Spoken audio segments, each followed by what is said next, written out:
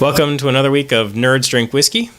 This week we're doing Hillrock, which is not a distillery I'd ever heard of. No. They're out of New York. It's an American whiskey. So they're established in 1806 from a retired Civil War captain. So they've got some history behind them, I guess. And we'll see how that bears out in their product. Yeah. And we did have a little bit of a spoiler. Off camera, Jeff asked my wife how much she paid for my Valentine's Day gift. And so this is, what is it, 86? Yeah. And which it's 86 proof, and it was $86. And here we go. See if that was worth it.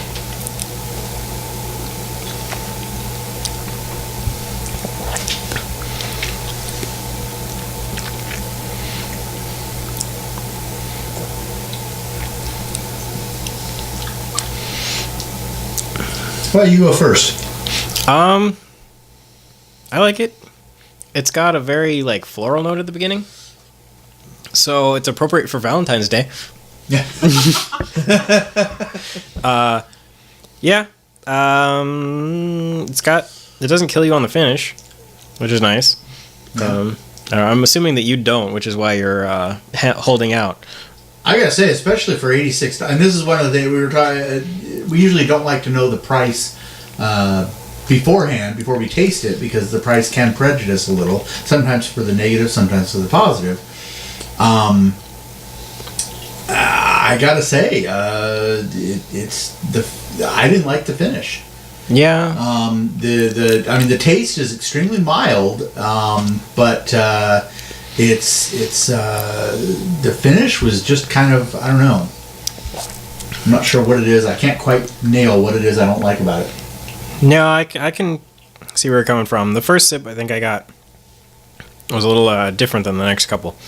Yeah, this is also, we should note, they don't say how long it's been aged, so we have no idea if it's a 2-year, a 5-year, a 10-year. Yeah, and it's this is one of the reasons I think NAS whiskeys have such a bad name is too many distilleries use it as a way to give less information as opposed to giving more. I mean, is it an NAS whiskey because it's a blended whiskey, or is it an NAS whiskey because they've shoved a whole bunch of different wood chips into the barrel to try and use science to age it quicker? Yeah, and this one, it does have a barrel number on it, so we're guessing it came, and it is single malt, so it came from one barrel. Yeah. So there's no reason to hide the fact that it's older and newer stuff blended together, because it's not a blend, it's all out of the same one. Yeah. Apparently they like it enough to sign each bottle, or at least do a decent facsimile. I mean, that looks like a actual ink signature. So it was hand. Yeah, someone's hand actually signed it before it came to us. So The color doesn't look very dark. Yeah.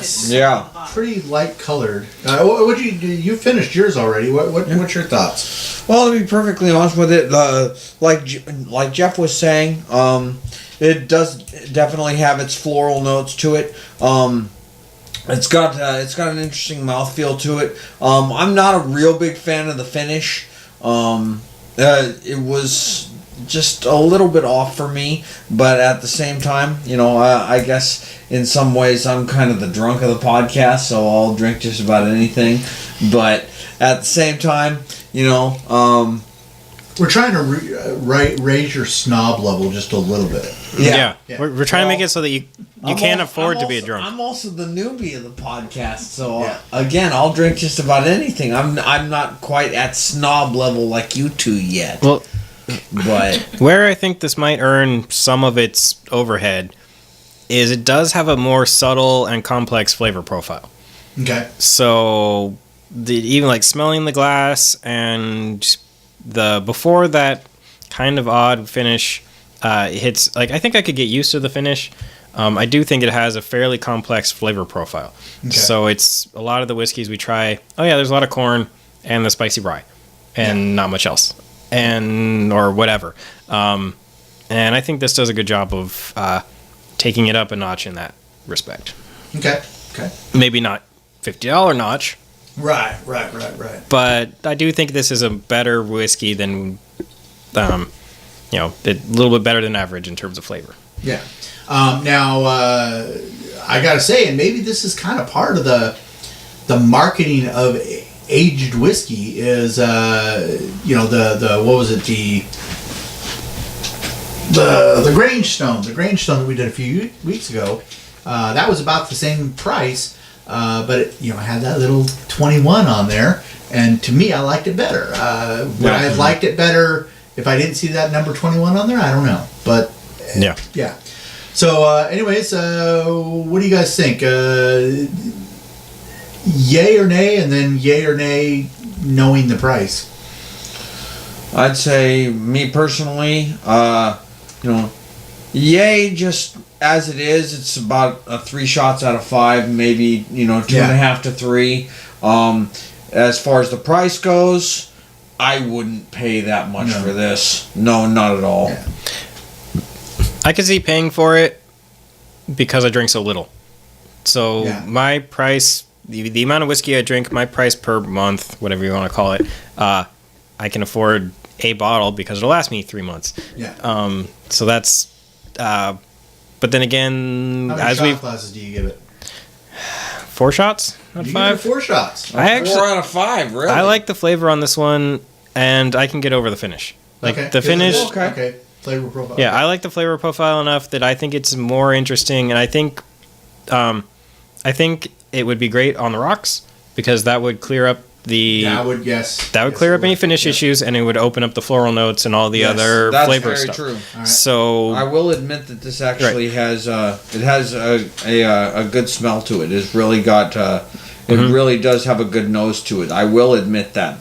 So I think this would go up another shot in your guys' opinion if we had a splash of water or on the rocks. Yeah. Okay. I'm going to give it 3.5 shot glasses as well. But I now am, and we're not going to do it on this show because it'd make our episode way too long. But I'm interested to try it on the rocks a little bit later. So, anyways, that's our opinion of that. And I think continuing our tribute to Alan Tudyk, we just watched in between recording last week's episode and this week's episode.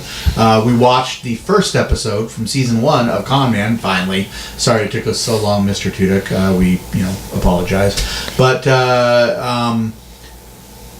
I'm glad I signed up to Comic-Con HQ, and I will be watching the rest of the episodes. My first thought when I was watching the previews is a lot of the trailers really lean towards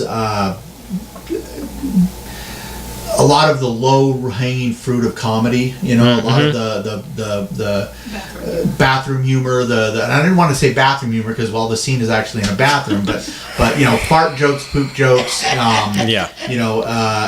like that. It's that low-hanging fruit type humor, but the show as a whole does not. And that's what I think when you watched it beyond the trailer. It's another one of those shows where the trailer didn't do it justice, and the show as a whole has so much more to offer than the trailer did. And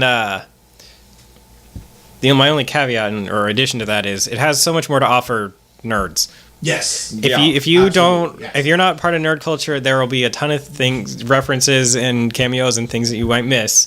Yeah. But if you are someone who pays attention to Comic Cons and those kinds of events and the people that go to those, this is great.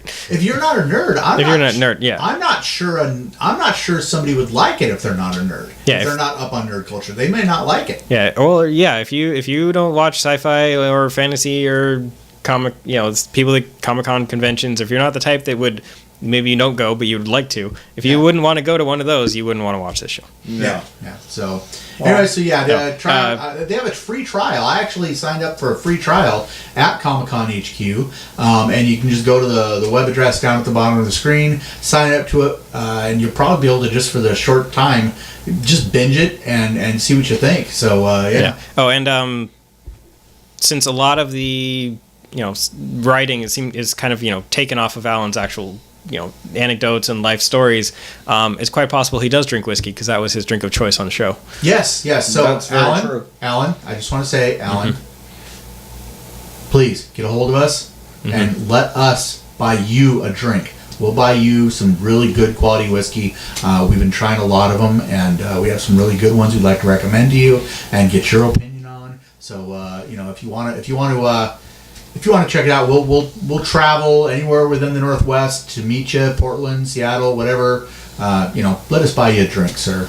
We owe you a drink because it took us so long to check out Con Man, and we apologize. We owe you a drink. Anyways.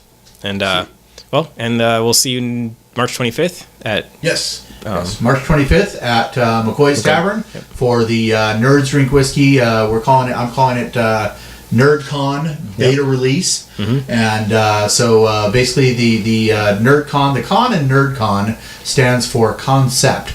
If this is big enough success, we can go to a bigger event and maybe someday even hire Mr. Tudyk if he doesn't constantly keep getting more and more popular and end up always just out of our price range. But there's some other guests that are currently just out of our price range that we'd really love to bring, but we just can't quite afford them. But March 25th, we got some great stuff going on. We're going to end this right before the credits. We're going to show some clips of some of the bands that'll be playing, and maybe across the screen, maybe a little bit more information on some other guests that we haven't announced yet, but we will by the time this airs. So anyways, Nerds Drink Whiskey, March 25th, McCoy's Tavern in Olympia, Washington. We really hope to see you there. Sign up to the event so that we can alert you on any new guests that come on. So see you next week. Nerds Drink Whiskey.